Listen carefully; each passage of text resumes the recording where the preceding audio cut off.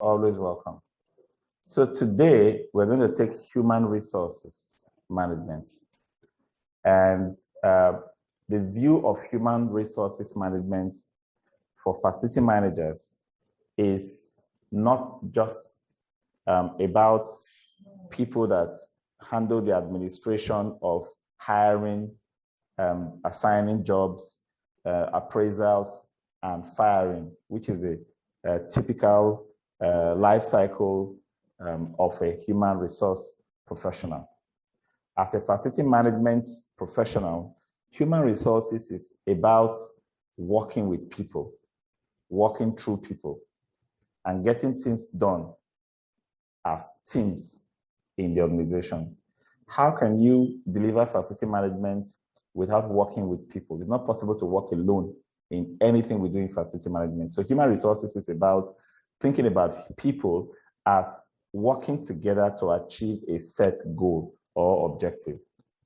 So if you say it's an organizational function designed to maximize employee performance towards an employer's strategic objectives, you are seeing people as a tool to be used, right? A management approach that focuses on people within the overall purpose of literally achieving the strategic business purposes for which the organization exists. Now, this is about working together to mutually achieve results. And that's what human resources is about. It starts with how you hire. I've heard sometimes an FM say things like, oh, this person they hired for me is not very good. It is not possible to be blameless when you get someone who is brought into your team and you are not part of the process. You know why? If you only said, I need an AC technician, one sentence is what your request was, then you will get an AC technician. However it is, will be how you wanted it. And that's our reality. So you start with a job description, which is essential for any kind of hiring. Even if it's HR that's going to do the hiring or any other admin department in your organization, they don't write job descriptions for your team. I've seen some organizations where people are waiting for the HR manager to write their job description. That is an anomaly. HR managers have no clue what to put into a job description for you working in certain specialized fields. They have certain segments they fill. For example, who does this position report to? What are the salary range? What are the benefits that go with this position? There are so many things they can add to a role description in job description. But what the key task or scope of work will be is determined by the hiring manager or departmental head, and that is because that job is domain specific. Okay? What do you put into a job description? You want to itemize the skills that will be required, the experiences, the education, the job roles broken down point by point. So the kind of tasks that needs to be performed in that job role, including the popular other duties that may be required, right? So as facility managers, you manage people on two fronts. So we're going to look at human resources on two fronts. We're going to look at you leading your FM team, your FM organization. The FM organization that the facility manager manages includes his workers or his technicians, his cleaners, security guards, and all that, and also includes his vendors and suppliers and people in supply chain, right? Leading that whole bunch in itself will give you a lot of results. But your biggest results will come from supporting the entire organization's occupants, understanding that your output as a facility manager is an input into the productivity, success, profitability, and every other key performance indicators that the organization needs to achieve. So with respect to leading your FM organization, the FM should provide growth and development opportunities for team members. And I can tell you again and again, there are people who started out as a cleaner. Just this afternoon, I got in touch with one of our former graduates who I was referring for a job, and then we drove down to see the employer just to have that introduction and handshake. And we were talking, and I realized that he started out as an AC technician on a site, right? And then from AC technician on a site, he has grown to become a facility manager today that is sought after. Everyone in the team should have development opportunities. There should be a pathway up for everybody on your team. And then encourage diversity. As facility managers, we cannot be myopic or set in our ways. Diversity simply means that we allow people of different kinds of orientations to work together.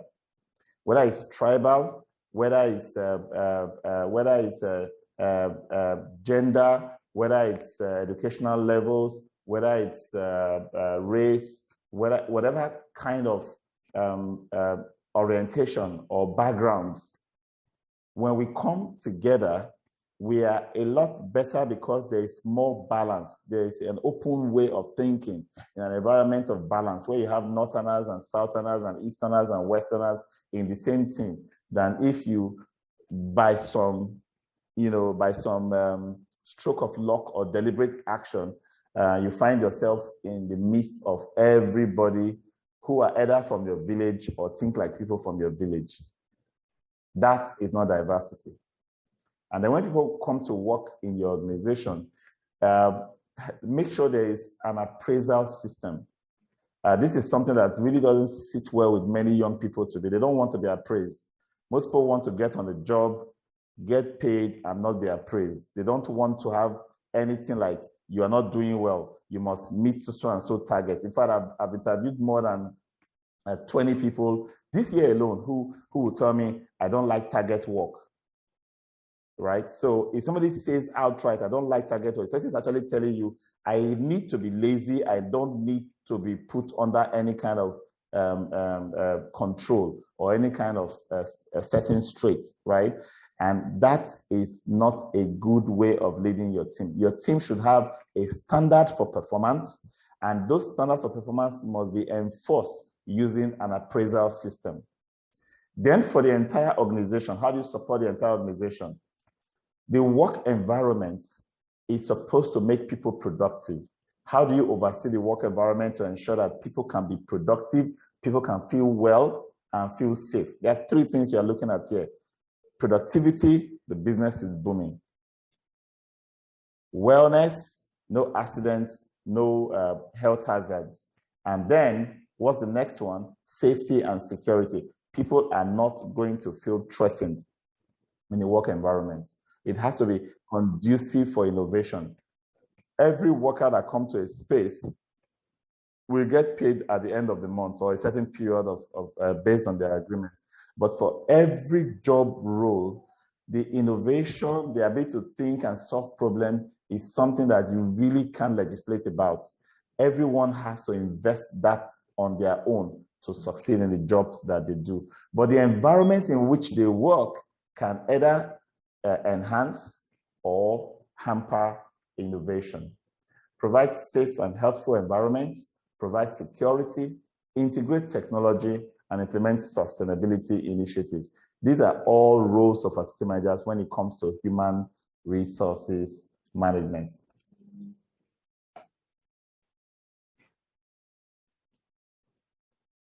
Some of us have hired a lot in our careers. I personally have, been in hiring position for up to 200, 250 people within my short span in operations. And I can tell you that hiring is not one of the easiest tasks you will encounter. It's not, okay? The moment you are able to project the need for a certain role to be filled, and then creatively source for the right individual to fill that role, you feel very relieved because a major burden has been lifted off you, okay?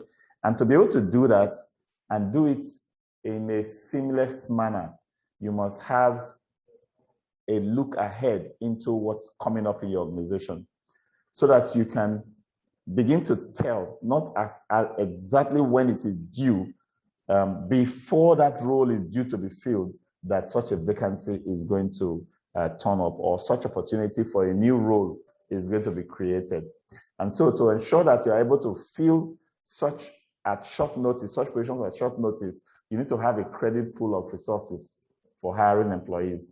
Your networks are very powerful. Your connections to training centers and institutions of learning and professional associations will also open up a lot of opportunities for you. You need to have an access to the pool so you can advertise the job with them. I see a lot of people that come in to join the facility management training group that we have created both on Facebook and in Telegram.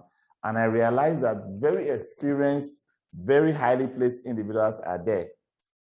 And because they are there, the main reason why they are there is they want to have access to a pool of people they can always tap into.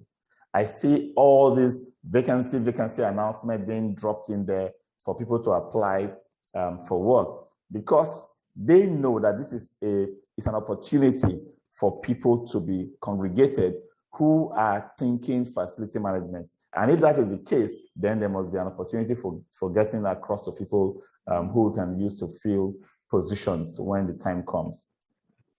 Now, I typically would say, get your word out in time, right?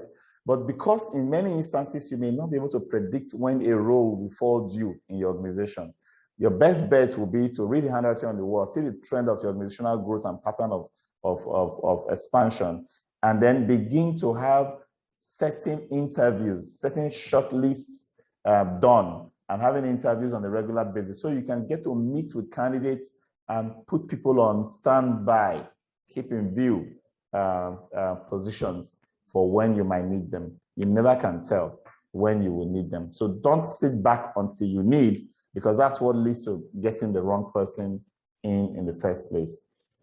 Now, when conducting an interview, because many of us get to apply and never even get invited ever for an interview, okay? But for some, we don't even need to apply. It's a phone call, I'm taking you to go and see such person, and then it's straight to an interview, right?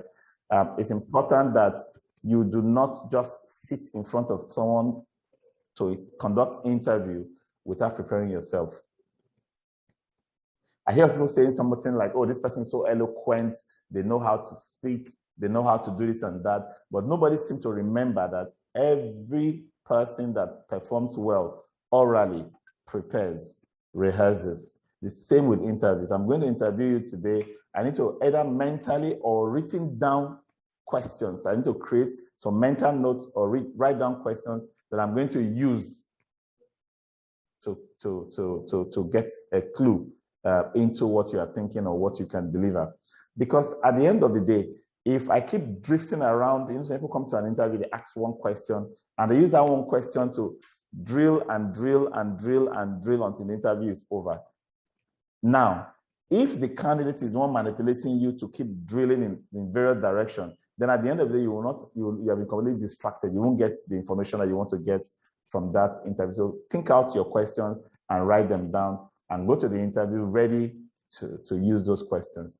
Interviewees need to be comfortable when they come for interviews.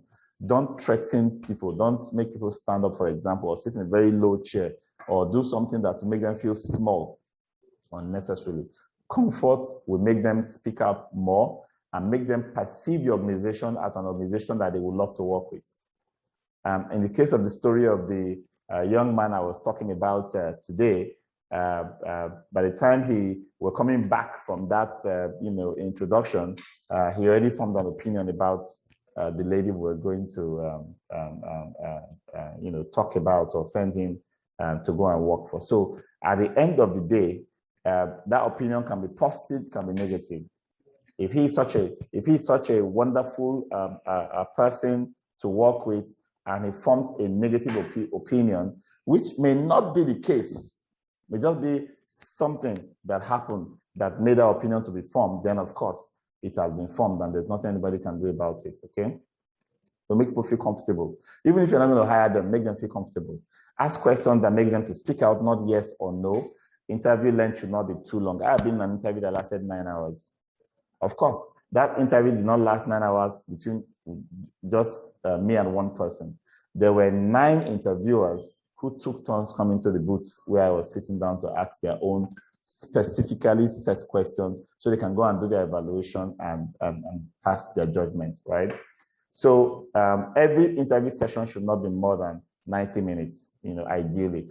Because if it is not carefully planned and structured, that's when the interview starts stretching and stretching and stretching endlessly. And then it's important to get people to speak about their past job performance and attitudes in those jobs. There's a high likelihood that people that display negative attitudes in previous jobs will come and display a worse attitude, maybe a different attitude in your own work environment. So you don't want to be bogged down by such attitude problem, as well as performance-related issues. So ask questions that helps you gain a fair view of what happened in the previous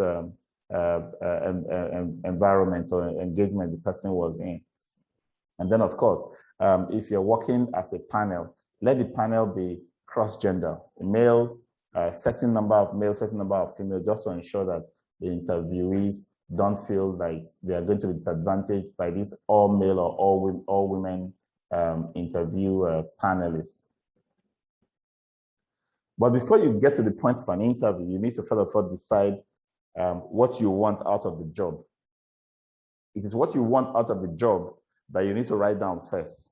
We call that job requirements. It is after you have job requirements, you can now do role specification. Role specification is that document that has the job description attached to it. Okay, so you provide this. This is where you are able to define. So the job requirement is looking inwards. What do we want to achieve? What are the strategies we want to deploy? What are the activities we want performed? It's all inwards. It is now that we have a clear picture of what we're going to get out of it, outputs or performance approach. We now say, who can deliver this for us? That's when we now start writing the role specification. So we'll now write the kind of person has to be within this age range, has the salary range is this, reports to this. These are job scope of activities person will be performing, and so on and so forth. We're writing all of that as an answer to the question of what we want out of that role.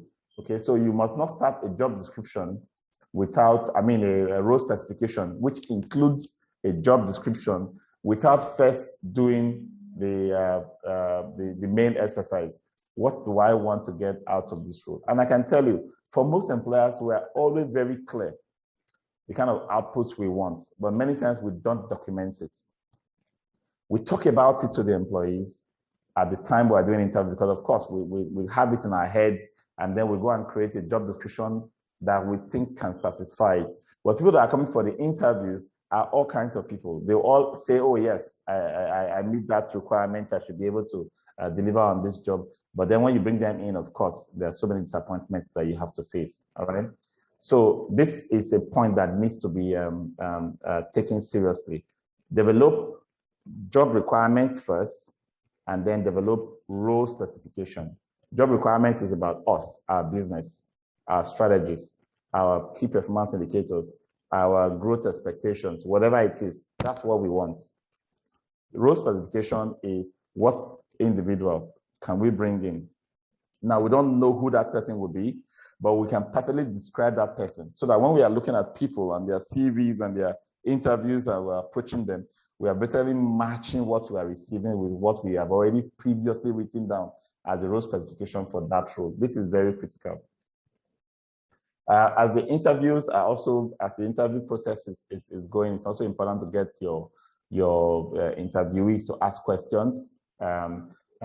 Try to make notes of the interview, what your perception is and your assessments. Now, there's something called recency factor. If you do an interview for one person and you do another interview and the third one and the fourth one, right? There's a high likelihood that the good things in the last person will be more in your mind. The bad things in the first person will be more in your mind. And because of this uncanny psychology, which is natural, you tend to give the last person, especially if that person impressed you with one or two, flamboyant flashes of excellence here and there. You tend to give that person more overall scale or rating scale or overall performance, score compared to the person you spoke to before. So we advise that you make your notes immediately after every interview. And I've made this a point of duty for a long time now. If you finish an interview if I have an interview with you, as you're stepping out and making my notes, I want to have that note quickly written down so that when the next person comes, I will not be blending people together and I will not be forgetting what I've heard before from the last person, okay? If the interviewers are more than one, compare notes.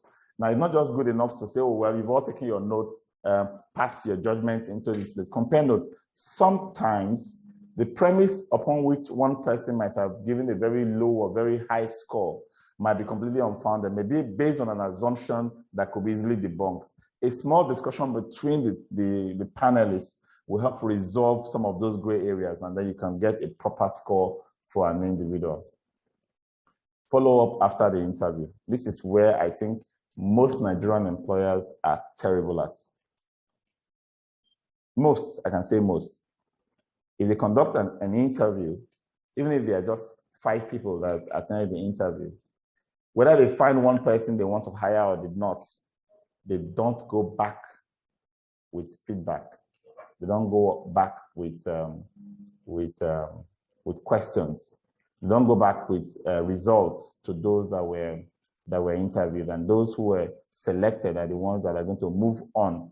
And then you hear things like only successful candidates will be contacted. They are using that as a caveat to tell you that we don't owe you any contact back, right? If you're employing anybody and the person there was a time somebody put in their interview forms and their submissions, application forms and submissions, they put phone numbers that were deliberately not complete for people that should be reached for references and things like that. And if that was not caught on time, that person could have been in that organization for a while without you knowing that the person has an ulterior agenda. So do reference checks, okay? Just basically basic check, a simple phone call to say, this person said you are this and that, and get a feedback from them. So people will say, oh, no, I don't know that person. Oh, I know this person, but it's been a long time. I really can't vouch for the person. Those are some of the things that will give you some thoughts, And then the first question you probably want to ask is that these people, you gave us their names and their numbers as your references. Have you even talked to them before? When was the last time you had interaction with them, right? When hiring, do not hire people that cannot rise to take higher positions, all right? Hire people who will be relevant, not just for today, but also for tomorrow, who will grow into higher positions in the organization. People who can actually replace you if you are at the top. If you are at the top and you're involved in hiring, employ people who are good enough to replace you, okay? Hiring is a tedious process. You don't need to rush it so that you don't hire the wrong person and then start the process all over again. I've actually done this several times.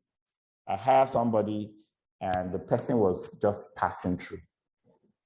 How do you explain a situation where somebody who's just been hired is resigning within 3 weeks of the same job because he got another offer, right?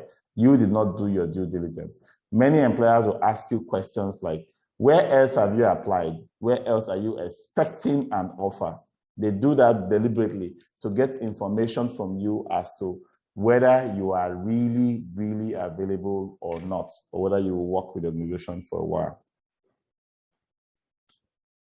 When you employ people, there's a general tendency to believe, I think many people believe that employees don't want to work, and because they don't want to work, you have to coerce them, you have to force them, you have to push them around. No. Or that every time some people work, they make mistakes and break things and spoil things for you. That is not the whole truth. Of course, there are people who are like that, but most people do not go about to do a bad job. People really want to do a good job. I think it's more positive for you, the recruiter, to think that whoever you are talking with is here because he wants to do a good job. All right? And that brings me to the point of showing concern right from the period of interviews all the way to the recruitment process, all the way to onboarding, and all of the things that you do to get the person to be able to work and do his bits in terms of contribution. All right. It's important to get to know your employees. It's important to get to know their strengths, so you can we have what we talk about. Round pegs and round holes and square pegs and square holes. It's out of understanding. It's out of being able to ask questions to get information. Of course, you really need to do your best in this regard. You cannot take away the fact that every now and then you meet a very deceptive person who walks with this face with you, tells you everything, lies, exploit your concern and your care, and still decide to do a bad job or to do things that are contrary to agreements that you both have reached. That happens every now and then, but that shouldn't change who you are. Who you are is the person who does proper due diligence, hires the right person, trains the right person, commits to support and grow that person throughout the period that person is working in your organization. All right. And then, of course, don't be the one that only remembers to criticize. When people do good work, please commend them, remind them that they have done good work so that they can also feel a sense of belonging. Paying attention to people's needs, especially those that work for you, giving them the tools they need, getting feedback from them. It's exciting when, even though employees feel that you are the master, you are the FM, you know everything, you still come to them to ask questions, you ask feedback from them. It empowers them, and you need to exploit that extensively. And then training. We can't overstate the importance of training our employees. The story, you see the NASA logo there, was because of a cleaner who, when asked what he does in NASA, said, "I help to put men in the moon."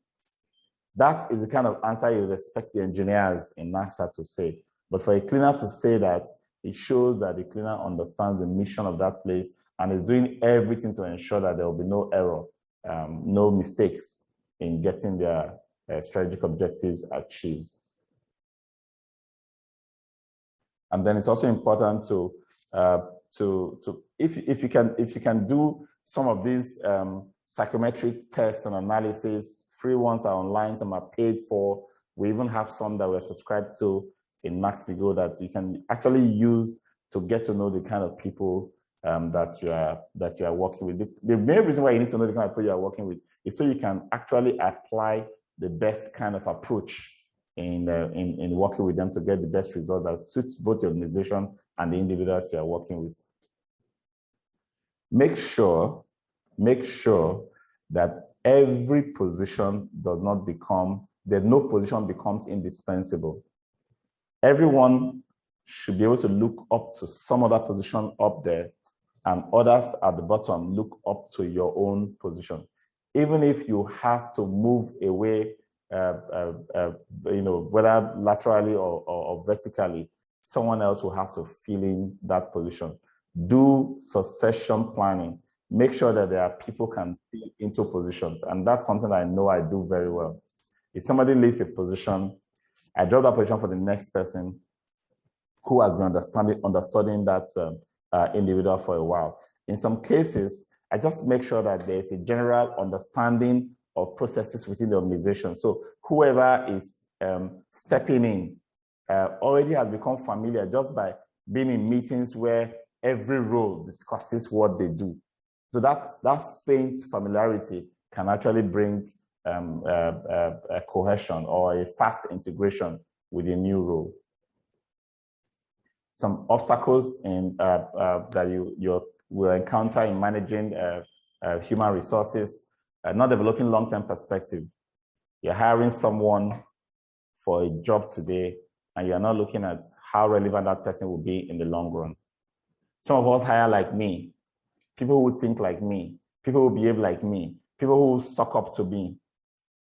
There are preconceptions and prejudices. Many of us have certain mindset about certain tribes, for example. We're a multi-ethnic, multicultural society, and some people are so eager to know your surname so that they can quickly locate your angle.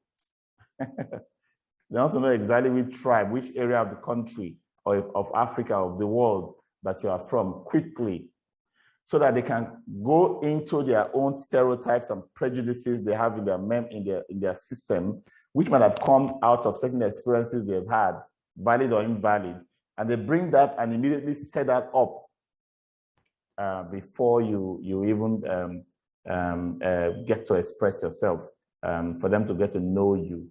Some will say, I said it. This person has been pretending. It's from this place and this is how they behave. And for almost 2 years, I thought he was a different person, and he has now done something that proves that, yes, everybody from that place are like that. That is still a prejudice, still a conception, still a stereotyping, because you have a stereotype. There's a very high likelihood that people you place such stereotypes on will behave the way you expect them to behave. It's just natural laws that we obey. We really can't do anything about that. So stop having such preconceptions and prejudices. And then pigeonholing employees. I think some employees like that. Just tell me what I should do, right? And when you tell me what I should do, I do it, and I give it back to you. You know the end from the beginning. They just be giving me that my one spot item to do, right? Now, that is not very motivating for most people. Most people want a situation where they know exactly where they fit in the puzzle. They know the end from the beginning. They know how their own efforts and the efforts of the one that come before them and the one that comes after them all lead into the same result that we're trying to get. More obstacles, low tolerance for risk. I think this ties in with many other concepts that we have talked about. You just want everything to work perfectly. Of course. And because you don't want any risk, you may not give people opportunities. You may not have any chance that people can make mistakes and grow and learn from those mistakes. Lack of patience with teaching employees. I once talked with an employer who told me, these people come here to work. They don't come here to school. So all this talk about training and this and that, you're overbloating it. I was shocked, but that is the reality in many organizations. For some, you have a coaching program where this person holds that person's hand and share information. Many people don't have interest in sharing knowledge with others. If you're a facility manager and you are going through this program, that should be something not found in you. You have to be willing, able, committed to ensuring that employees learn a lot. When they do make mistakes, learn from the mistakes, and you can use that to propel them to greater productivity in the future. And then, no belief in employee development. If we train them, they will leave. If we invest in them, they will still leave. Why should we invest in them? That is the problem with many employers and many systems today, where because there's such a very high mobility.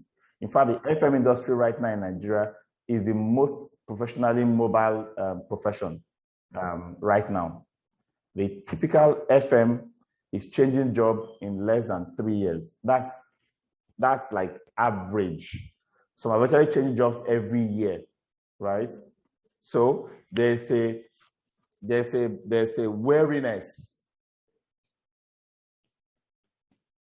in the minds of employers and senior management in pumping much resources into training when what they are seeing or their expectation is that this person will leave in a bit. And then in some cases, some people come into some organizations and they are told to do one particular stage, one particular activity, and there's no prospect of them doing something higher or something wider. Why there are some employees on their own who don't want anything extra. I mean, for goodness sake, I've experienced that even this year alone, where somebody who comes into the organization is being taught what to do. Colleagues are painstakingly taking the effort to explain to you that this is the process for this is how this is done, this is how this is reported, and you are saying something like, all these things you are teaching me now, does that mean I have to be doing them? Of course, you can tell that such person does not want to work. But for everyone that wants to work, you must have belief in that they want to grow and that you must invest in their growth. What about motivation?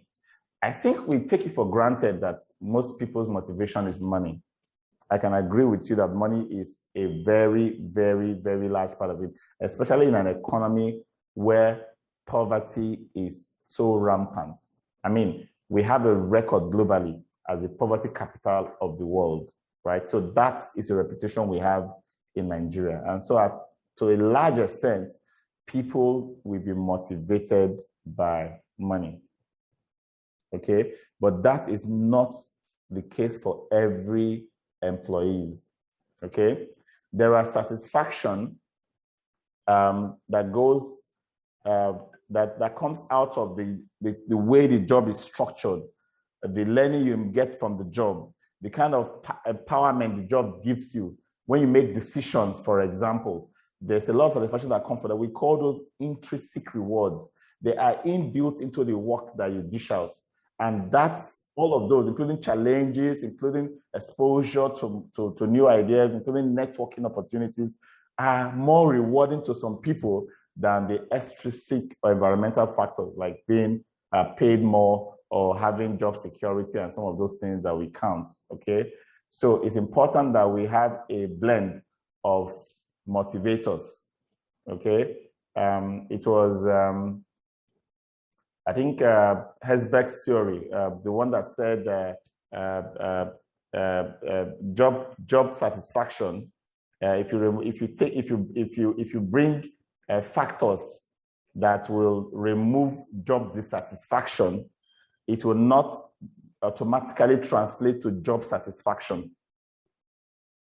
If you remove dissatisfaction or factors of dissatisfaction, it does not automatically translate to satisfaction, because according to him, dissatisfaction is caused by external or extrinsic factors.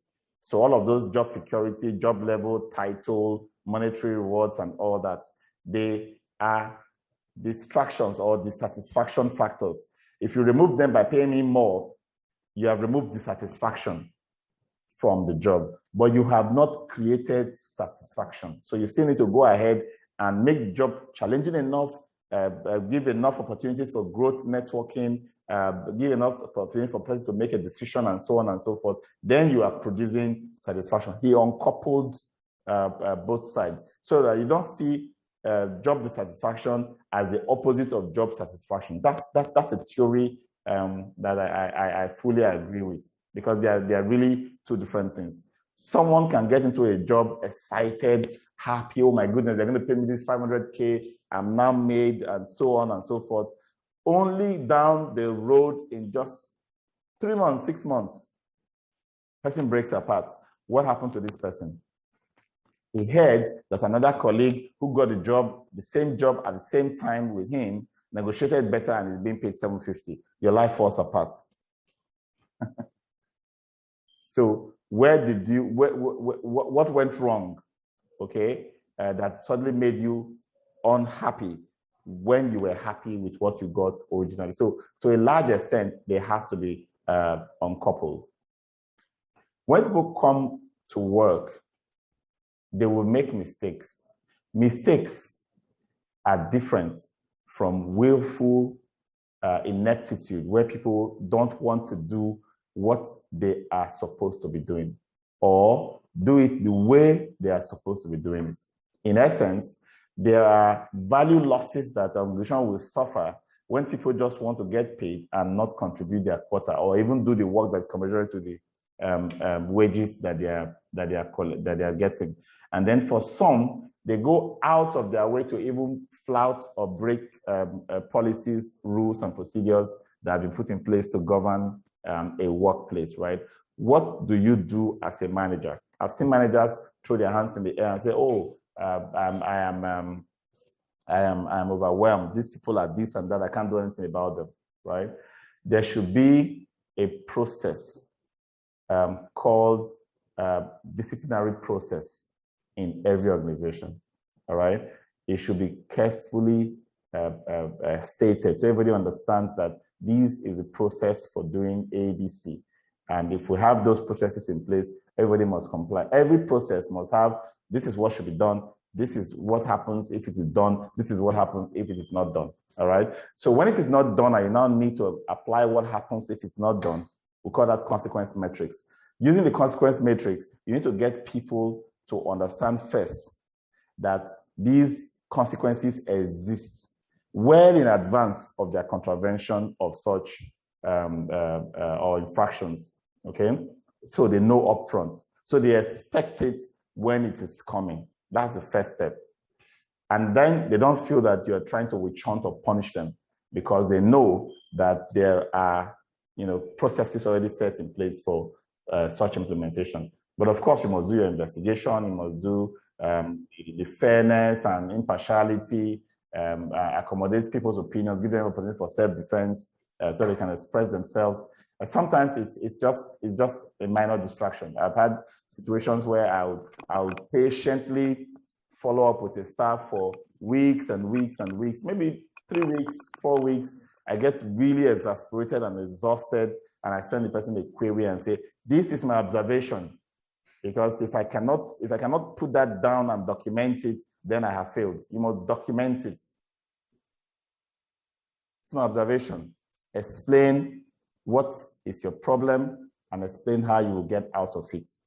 It is in how you will get out of it, you can tell me what help you might require. Of course, I'm open to helping as much as I can, but then you must know that you need the help. If performance is dwindling and you, that is the employee, cannot tell that you are failing in your performance, then there's a problem.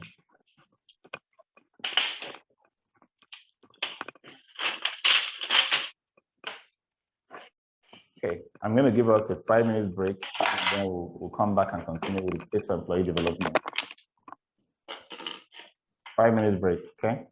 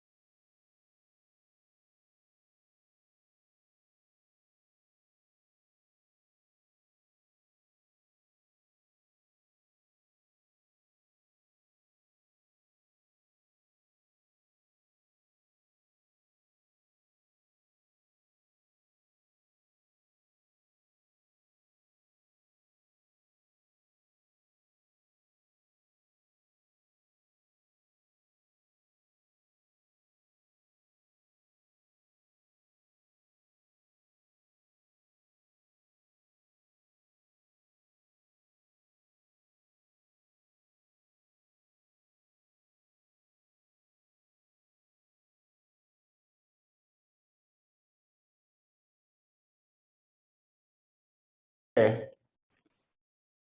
Welcome back, everybody.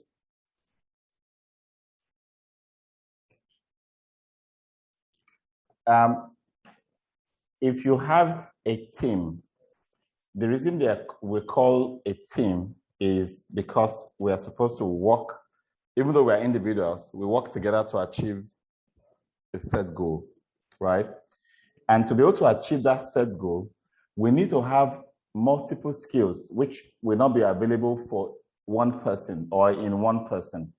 So you must be able to do some kind of team skills analysis, where you say, if as an organization or as a department, these are the things we're supposed to achieve, right? What are all the skills that will make this possible for us? Who in the team currently have each of these? What are the gaps? So you are not just doing a role description, a role specification now to see if an individual will fit into that role and do a gap analysis. You are doing a team specification, as it were, where you analyze what the team should be achieving versus how the aggregate skills in the team can be brought to bear to achieve those goals and strategies. So that way you can have a better results working together with that team. You have team that's working and you have so much in terms of areas that the team cannot handle, that you're always having to look for consultants or third party or outsourcing to help you think in certain areas. Then there might be a need to review and revise how the team is structured. So you can bring in some people and let some people into other teams or away from the team. Meeting organizational and employment needs. You identify organizational needs and values. That's where you start from. Identify job requirements, you manage performance, and you guide professional development at the individual level. A job description would typically specify some of these items, things that have to do with duties, standard of performance, required knowledge, skills and abilities, education requirements, fiscal requirements, reporting structure, job grade, salary bandwidth, and additional benefits. If you look at job vacancies, you typically see most of these items written out there. And then every time people come in to work in the team, you want to ensure that there are certain competencies that have been listed as job-related competencies. These are competencies that people must have before they can be seen to fit into that role, before they can be judged to be suitable for a certain role. And the way you have job-related competencies for individuals, that's when I was doing that team skills inventory. Now, I'm going to compare that analysis for individual to what you analyze for the team as a whole. There are certain things that the team should have as competencies themselves. All that you need to build that within the team need to be discussed. And then there are also soft skills that are not particularly technical, that are not particularly related to the job, like how you relate with each other, how you get things done, how you support each other. Those things are things that you really can't put your fingers on, but of course they form part of the culture in your organization. Job-related characteristics, how people take mistakes, for example, how they work with people from different backgrounds, how open are they to change. There are some people that leave jobs just because a new direction or a new focus was taken by management. They just feel this change is not going to favor me and then I have to go, right? And then what about ethical behavior? Fair, honest, disciplined behavior in the organization. Emotional intelligence, being able to relate with people and be able to understand people and be able to work with people. There are some people that are so pessimistic. And you think being pessimistic or optimistic is not important to jobs. It's very important to jobs. If people in your team believe that certain things cannot be done, then no matter how hard you try, it will not be done. It will continue to be issues for the organization. And then the team, how they relate with each other and how they perform their job is what sum up to what your culture is as an organization. We write down values. Values is what we espouse. Values are the things that we hope to achieve in terms of what we believe in, what our philosophy is, right? But as soon as you start implementing values, your culture emerges. Your culture is the real way you think, the way decisions are made, the way actions are implemented within the organization, okay? And the kind of people you put together and the kind of leadership you provide will shape what that culture and value is. I can write all kinds of value. Look at this. Oh, we believe in trust. Oh, we have teamwork. We believe in diversity. We believe in adherence to standards and so on and so forth. It's all well and good. But how do we implement or how do we work with these values? That is the summation of culture. That's what culture is all about. We talked before, earlier on in this class, about disciplinary measures to get people to stay on the kind of course correct people. But discipline is only one aspect of performance management. Okay, that is at one end of the spectrum when something has gone wrong. That's when discipline or consequence matrix comes in. But it is possible to have a perfectly working performance management system that does not even throw up any need for disciplinary measures or performance consequence matrix to be implemented. And to get to that, you must start by setting expectations. Do not surprise people mid-year or after employment with information that you do not put forward, except when there's a major change and a reorganization, for example. Then that's almost like starting again. In all situations, expectations must be set. What this means is that both the employer, the manager, and the individual or the employee must have their minds at the same place. They must understand the same things with regards to what expectations are due from that employee. And then train. And then you assess performance as people work, and then you reward or correct. So discipline or the consequence matrix is on the correct aspect. That's why it should not be seen as a punishment or a being punitive. But then the reward is on the incentive aspect. Now, if people do well, doesn't mean that you just take it for granted that they are doing well. You set expectations. That expectation may be an increase in the previous expectation, maybe new expectation, depending on the kind of job enlargement or job rotation or any kind of job change you are applying to the person's job. But in all, your training must be consistent. Your assessing of performance through performance appraisal must be consistent. Reward or corrections must be consistent. And that cycle continues all around factors of motivation. And we talked about factors of motivation, which are mostly intrinsic, built into the work. Of course, there are also external factors of motivation that should not be overlooked as well. When people come in to work with you, on-the-job training can be both internally and externally. There's always some people they came to meet who should know, right? Who they can learn from. And then organize your training plan in such a way that people are always learning from each other within the organization, in addition to going out to go and get training. But to make a training effective, it's important to assess current understanding or level of performance. How much does this person really know? How much can this person really deliver? Right? And then you provide the coaching to present and demonstrate, you show, you observe their performance, you provide feedback, which means you can do all of those minor internal course correction and do tests every now and then to see that they're actually doing what's expected of them to do. And then you check on a regular basis to be sure that as you are teaching, they are applying.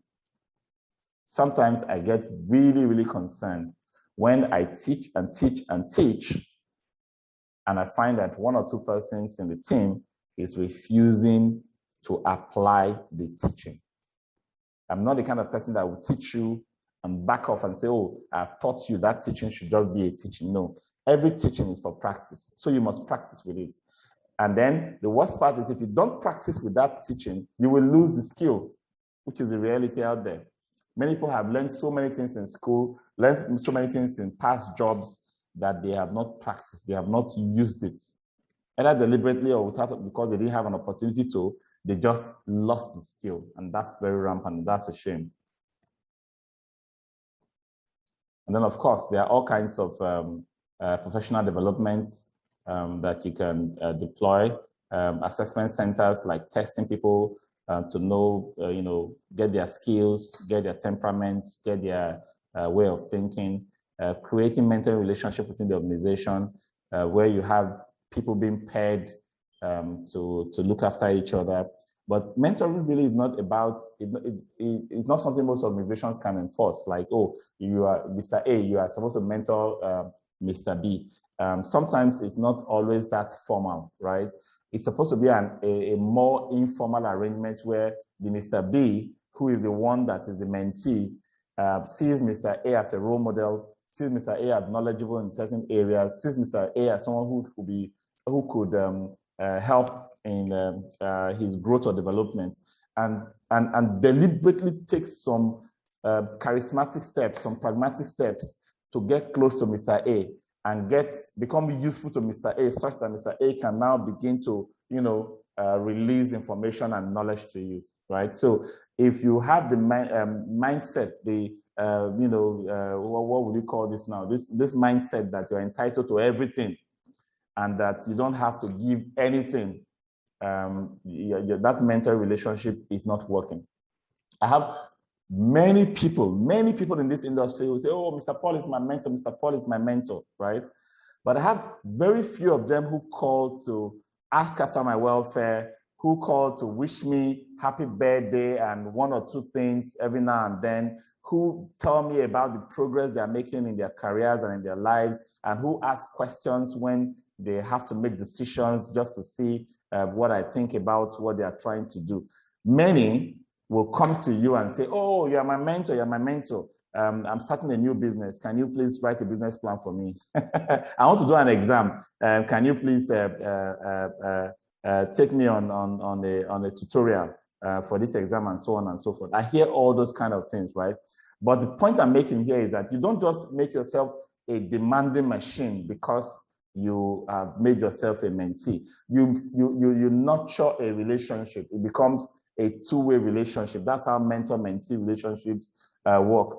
On Saturday, I was out to attend a wedding of a former employee.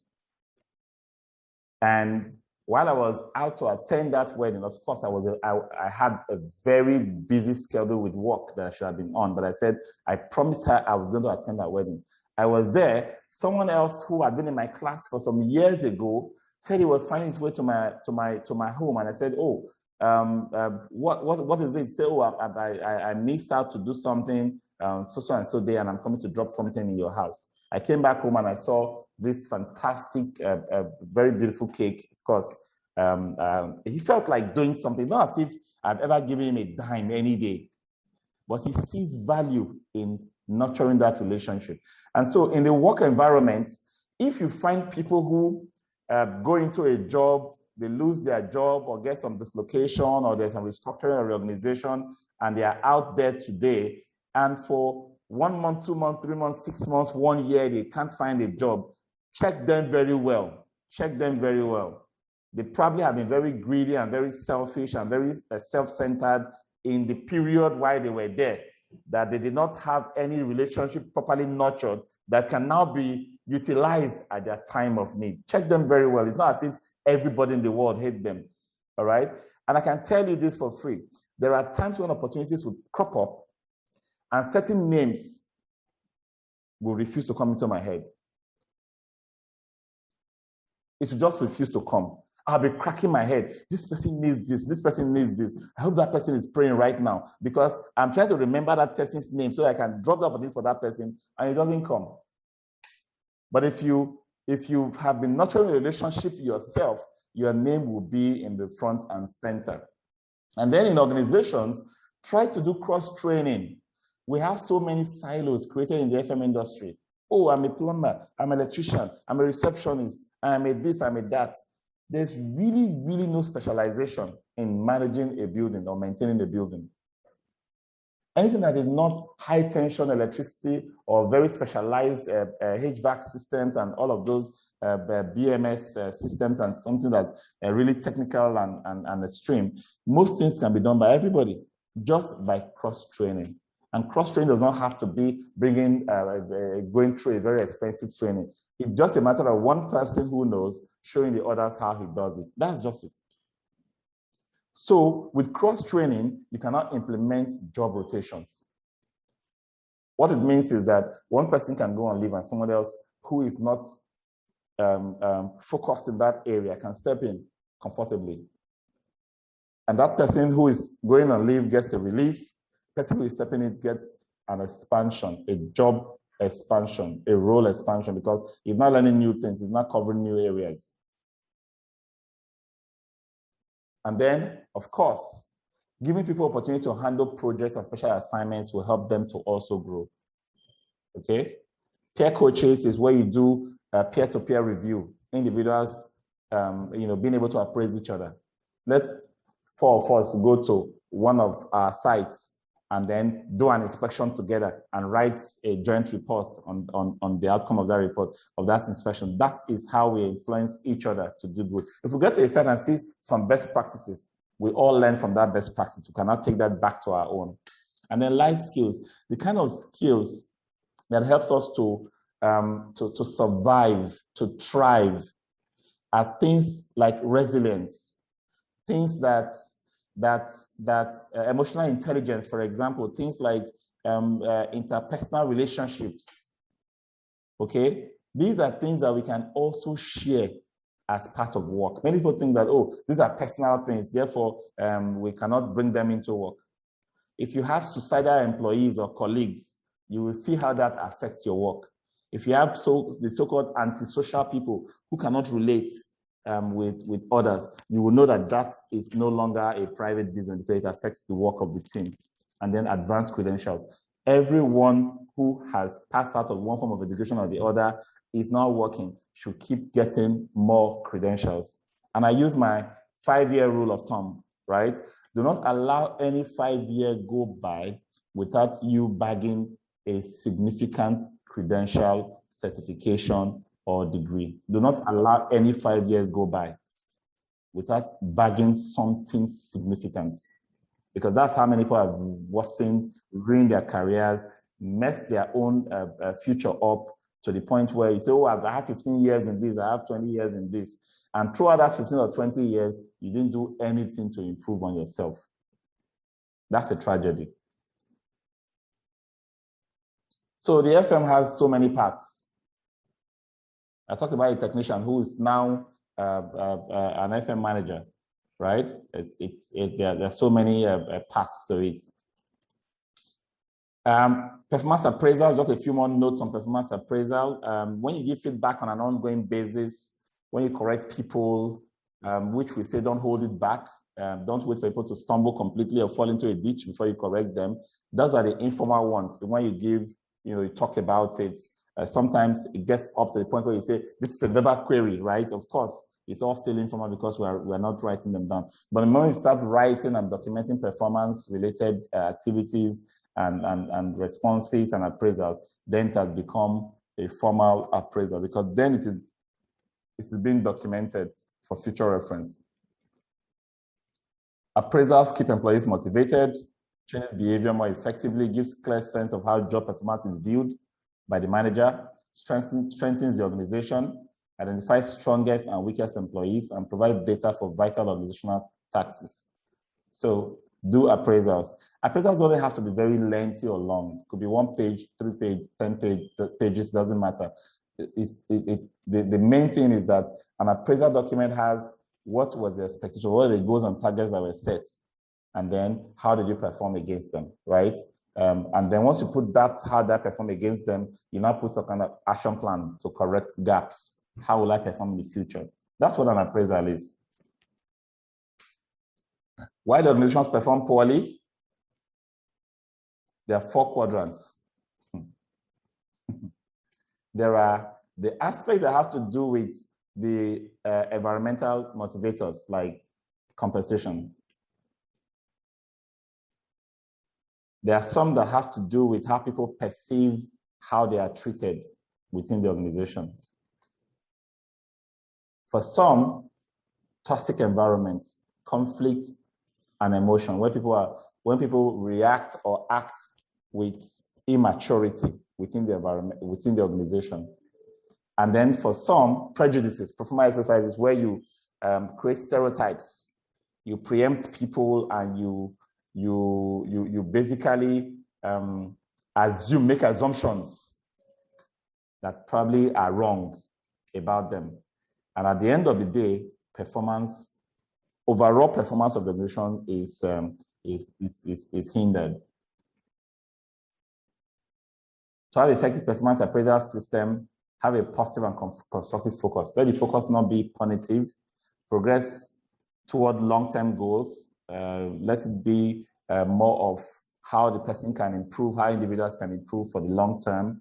Valid and specific key performance indicators. It's important you link what people do to value for the organization. And this is where many organizations are failing, and I think it's really causing problem for employees, where people cannot link what they do to what the organization gets out of its business or out of its strategies. Effective appraisal methods. Appraisal methods have to be transparent, have to be objective. There are sometimes you finish adding up appraisal scores and you find the wrong people getting the higher scores, or getting scores that do not show significantly,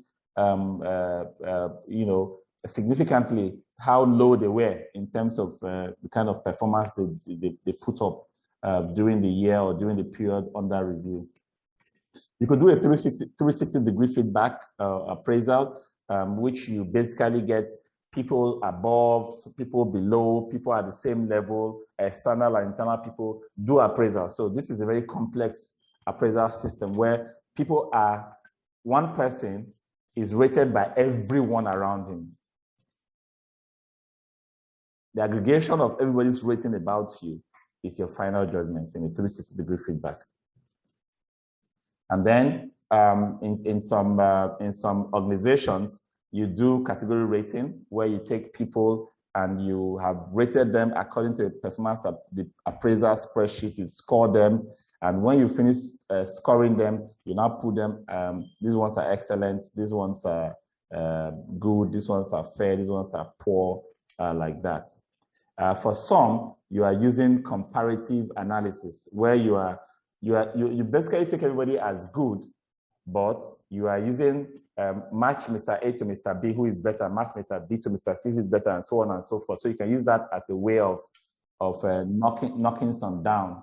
And for some organizations, they do this so well to the extent where they actually make people that end up at the bottom of the pack to exit, even on a yearly basis. Behaviors sometimes are difficult to assess. So there are some behavioral tools that could also help you to assess people's behaviors. And most of the time, this behavioral assessment can be used with a 360-degree feedback, for example, where people pass their own judgment about how honest you are, for example, or how friendly you are to customers, or how good you are at helping other team members, and so on and so forth. So if all of those things are put into ratings, so that you now have numbers to represent excellent, good, fair, maybe 5, 4, 3, you're calling that an objective assessment. Whereas in some, they use a narrative approach where they use statements to describe. So, okay, is this person, this, you put a statement, or this, or that, or that. You pick one of those statements and you use that statement as the best description of that person for that particular feature or characteristics. These all feed into the overall appraisal process. So in the final analysis, appraisals are not something you just jump into. You prepare, you discuss, you document, which means you have some templates which already have some targets set in them. You get the person who is supposed to do who's the candidate for appraisal, or the staff, do his own self-appraisal. You come to have a discussion, and you have that discussion where you agree or disagree, and get the person's proper appraisal done and you document it. So it has to be a process. I've talked about diversity. It's something that we all need to learn and start applying in Nigeria, especially with our multicultural, multi-ethnic environment. It's very important that we start thinking diversity.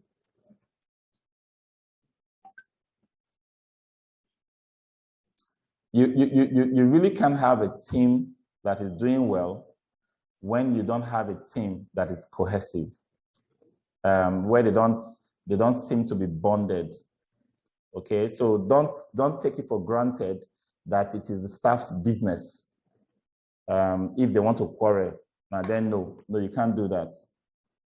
You have to create an environment where people have a sense of accomplishments and a mutual trust of one another, shared goals and common values, and that's where you really sit as a manager or as a leader. And then a sense of pride, a sense of belonging that we are actually achieving something great together.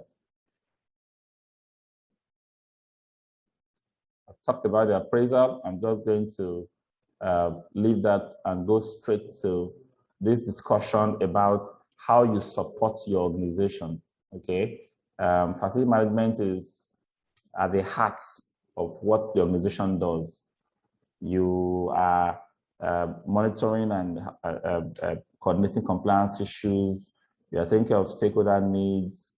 A lot of the cultural factors will be affected by the FM process. The strategic plan of the organization is implemented to a large extent by the FM as well. And then all the other things like resources and historical factors that may affect occupants and employee attitudes are also things that FM has an impact on. So what we're trying to teach here is your HR responsibility is not just about your staff, your contractors, and the team you work with, but also ensuring that people who work in the organization have the best experience, can be harnessed to produce the best results. Okay. How do you assess what you are providing? For your people, for the for the workers in your organization. If you have a facility, and that facility is a place where the best kind of workers your organization desires would love to work, what are you doing? You are helping the organization to succeed. You are helping the organization to attract the best hands so that they can have the resources they need to deliver the results that they need, right? So we talk. This is called the Maslow's hierarchy of needs. Before we start thinking about self-actualization, self-esteem, social belonging, safety, we all start at the base, which is our physiological needs, and then go on to safety. This is where facility managers actually have the biggest impact on the occupants of your facilities. Providing water to run in toilets so that people will be able to wash their hands and be able to use the toilet without holding things inside. Feel safe and secure. And then you now build that all the way, social belonging, esteem, and self-actualization, which you may not have too much impact, but then the biggest impact is at the base of the pyramid, and you control that. You do a lot as a facility manager that will spring up changes within the workplace, how people work, how people react to the organization. There are certain policies that will come up through facilities that will lead to either positive perception of the organization as a whole or a negative perception of the organization as a whole. So the FM needs to be at the center of, change management in the organization. And some guidelines on how we can influence change within the organization is outlined here. Face conflict head on. Don't run away from conflicts. Don't hide your face. Provide as much information upfront as possible. Don't surprise people with change announcements last minute when you've hacked it in your heart or in your mind and you got management approval for so long.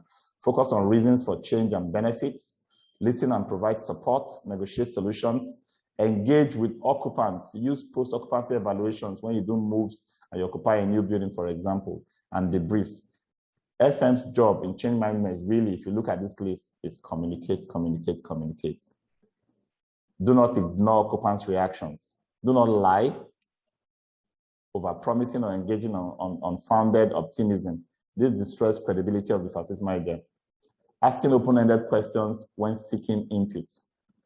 Okay, it's important that you kind of couch your requests for what people need into a range of things that you can provide.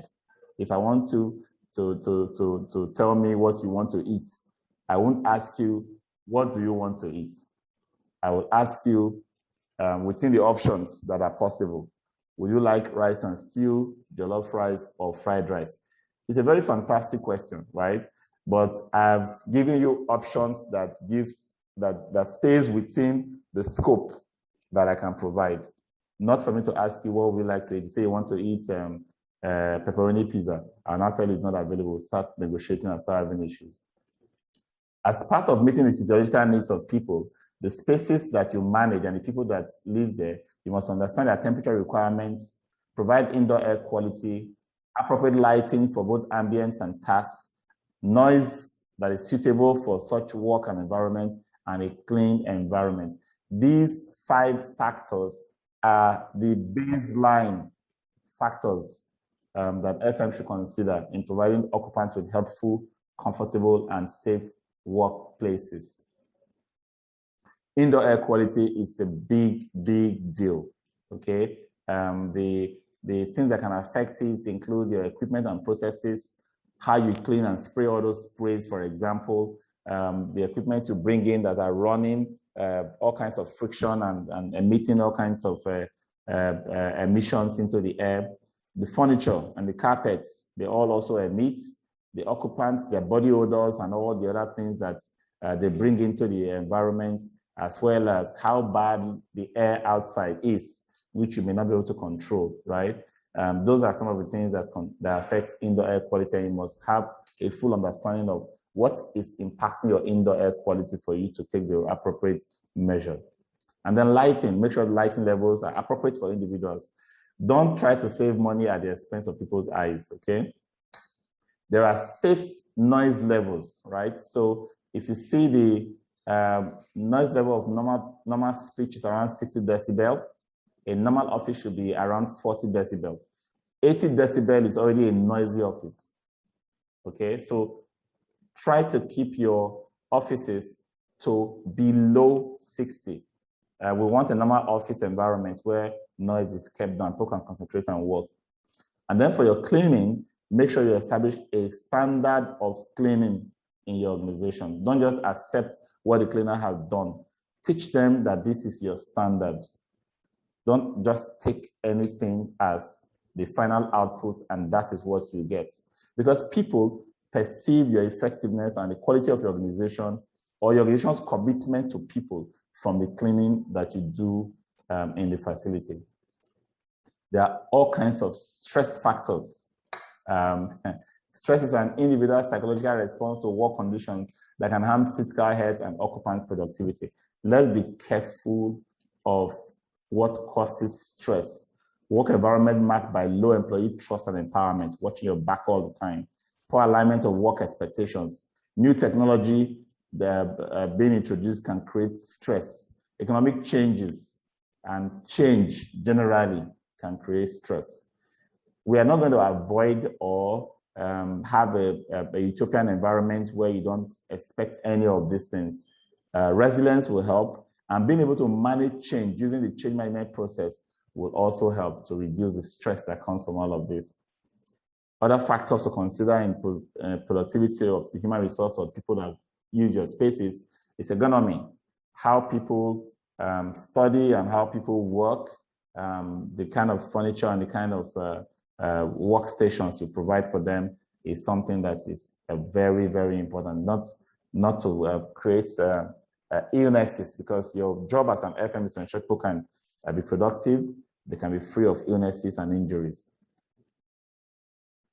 Designing for workplace efficiency, decreased footprints. I think decreased footprints with the Ebola, with the COVID-19 situation now. I keep talking about Ebola. Ebola was a few years ago, but with the COVID-19 situation now, organizations are actually fast tracking this footprint. We have decreasing footprint as a goal just to reduce costs. Now, to reduce infections or opportunity of epidemic or a pandemic spreading so fast within a small group of people, we are thinking of walking away from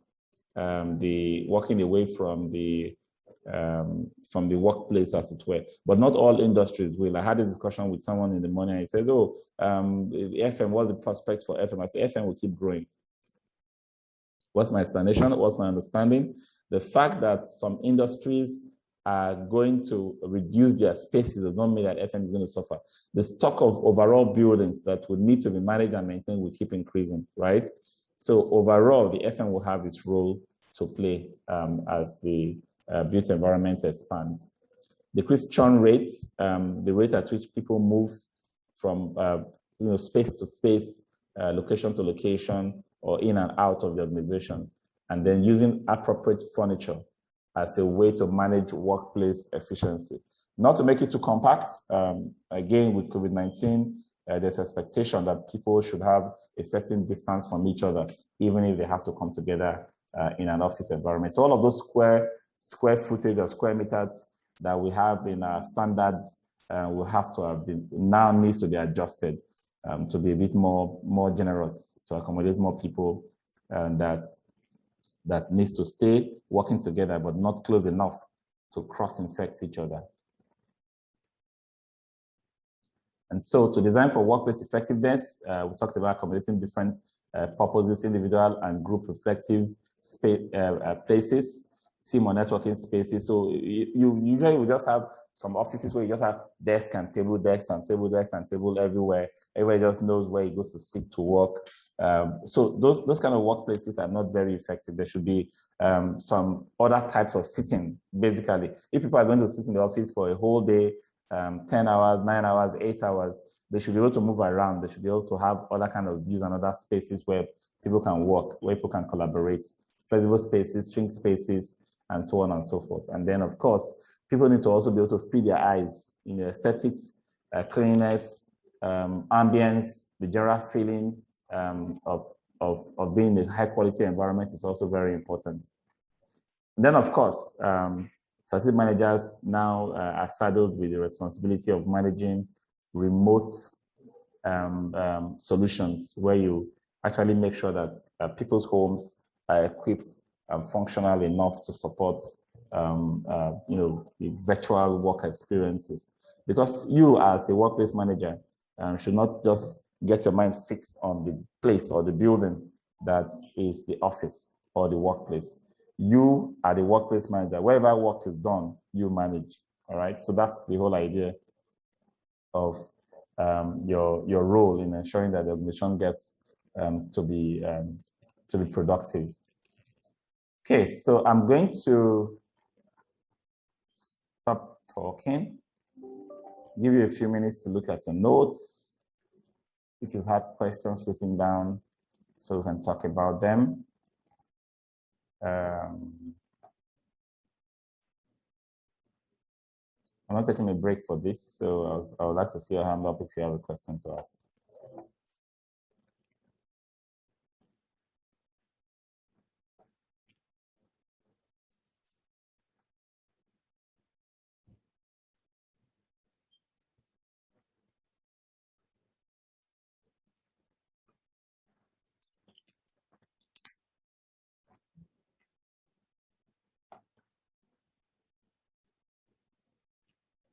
Let's see whose hand is up. Lawal, yes, go ahead, please.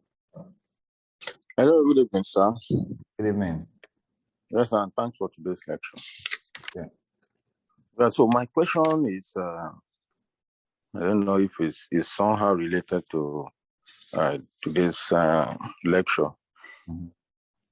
If it happens that somebody asked me this, he went for an interview, and after being asked how much he was collecting where he worked before, then he told them a robot salary, and other things joined together.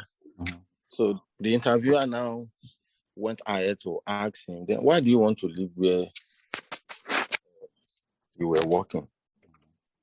So he said he couldn't really answer that question. And what happened is, he also lied about his salary so that to enable his new employer, I think, pay him well. So with that figure, they now ask him, though, so why do you need to leave that job since you have this salary and you have this and this joined together? So he couldn't answer. So that's the question, sir. How is that a question, Lawal? The guy went for interview. He went to lie about the salary.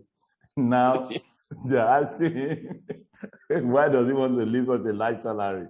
He cannot answer. Okay, so typically there are certain strategies that people employ. I don't recommend peace approach, lying about your salary, because some employers will ask you for evidence, for proof.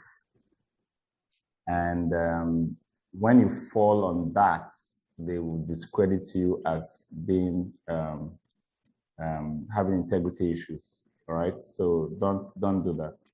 I can tell you my salary is 50,000 naira, but I can't take less than 500,000 and I'll justify it.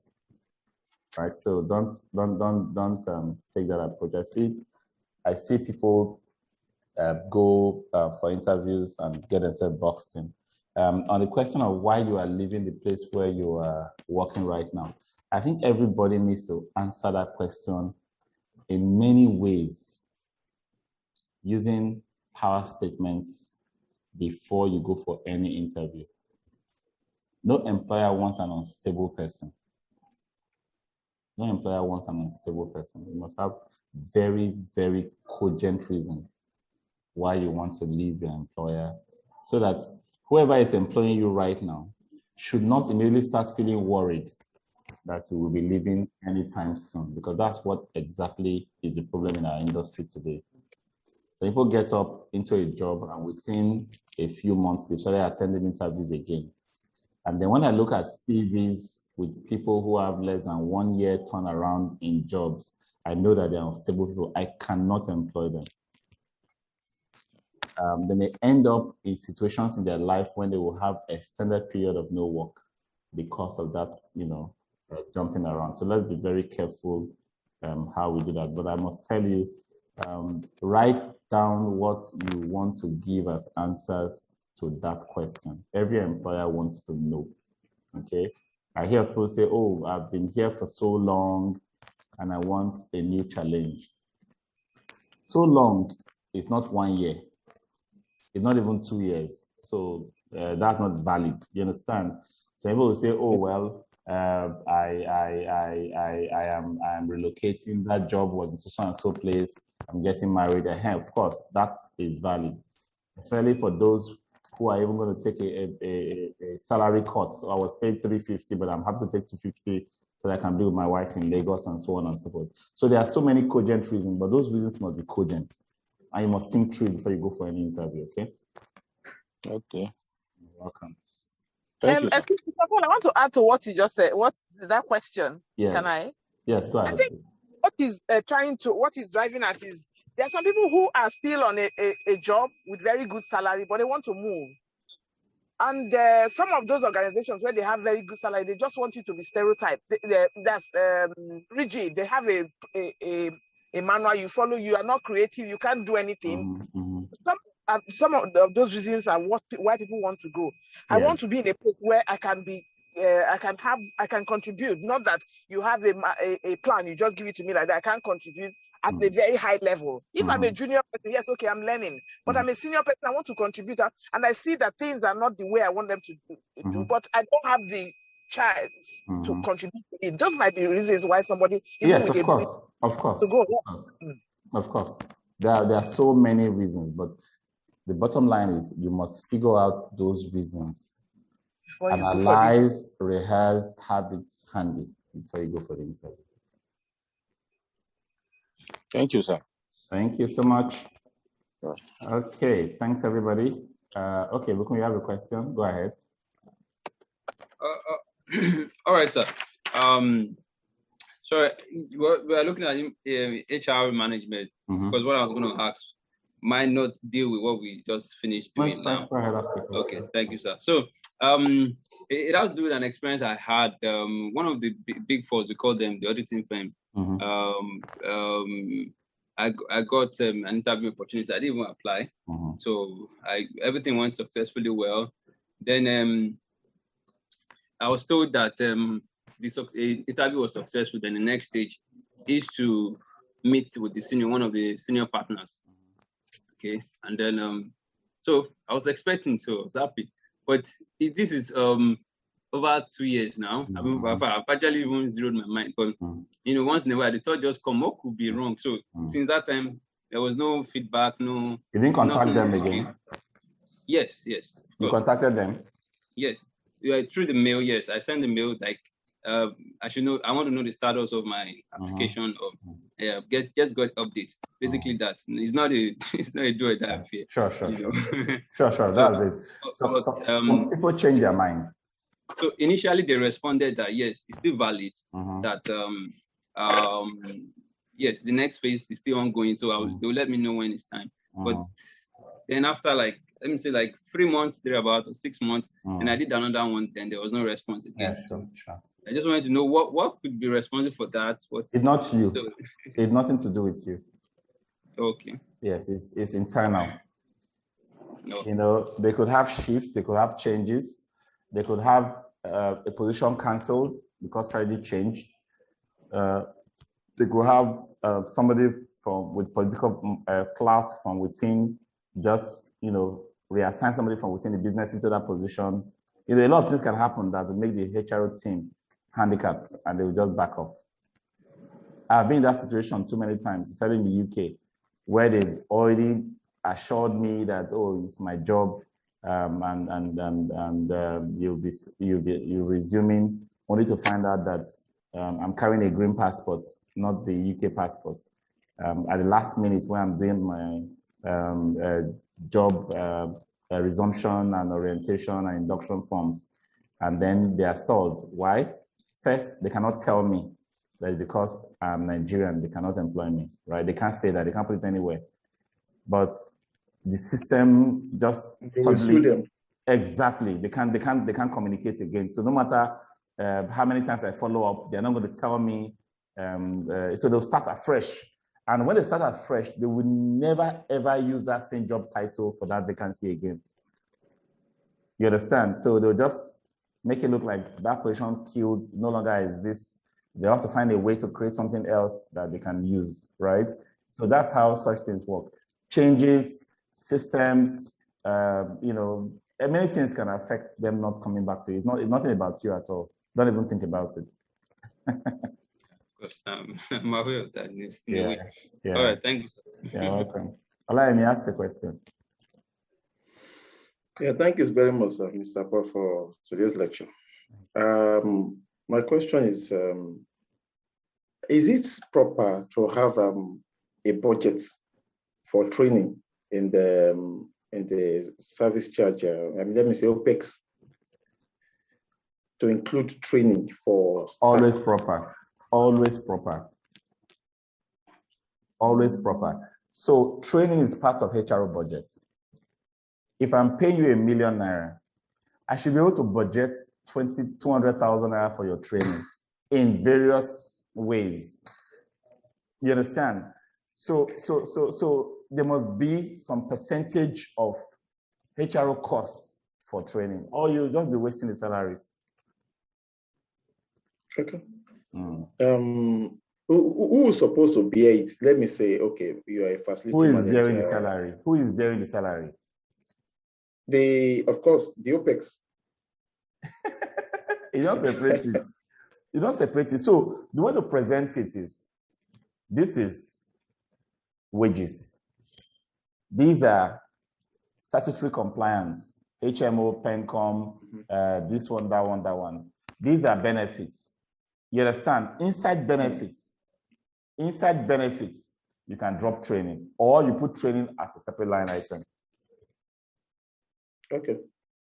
Which exactly was what I did there, but somewhere along the line, someone said that it was it will assume, I mean, that the staff are not well trained or sort of, and that it should be that okay, employees will always want a facility organization that has staff that are well trained. And sort of, I just want to get clarification so that I will know how. No. It's an ignorant talk to say people are well trained, they don't need training again. That's very ignorant talk. Yeah. Even new knowledge keeps evolving. Exactly. So you may want to skill. People need to do things better by the day. So you cannot say what they know before is how they should work forever. You understand? So there's really no sense in that not approving training budget. But it's recession that affects training budgets most of the time. When people are trying to cut costs, they look for ways to remove intangibles. They reduce, they objectify or productify your services so that they want to see only the tangibles in what you are delivering, right?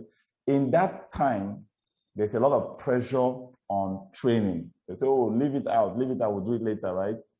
So what we try to do is we try to bundle it into things that they will not fight or shout down.